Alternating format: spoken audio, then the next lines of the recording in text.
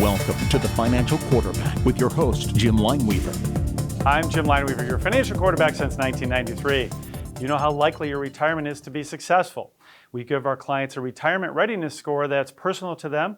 It takes into account all their investments, retirement income sources, the lifestyle they want to live in retirement, and many other variables and family dynamics. This helps us come up with a game plan to know exactly what is needed for them to have a successful retirement. A smart retirement requires a smart process. To plan accurately, you'll need to take several things into consideration. The first is to understand how much you will need in retirement to support the lifestyle you want. This means calculating a budget and finding out which expenses will be reduced during retirement and which ones may increase. The second step is to calculate what you have already saved and how much future savings you'll need to have a successful retirement. You'll have to take many variables into consideration like inflation, taxes, and healthcare expenses. You also need to understand where your money will come from.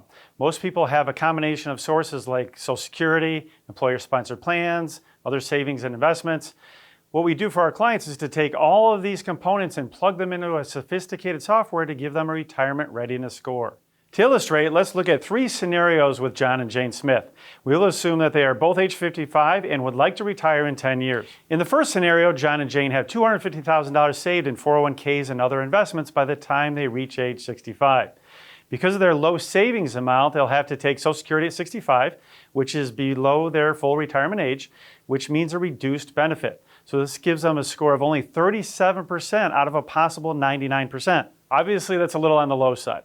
So let's say we work with John and Jane to consolidate debt and get their money working harder for them, and we're able to increase their savings rate so that they have $750,000 in savings and other retirement assets. Because this plan is more efficient, they're able to delay their Social Security until their full retirement age is 67. So this way they'll receive a larger benefit in retirement. This gives them a retirement readiness score of 71%. That's closer, but we don't want to leave anyone's retirement to chance.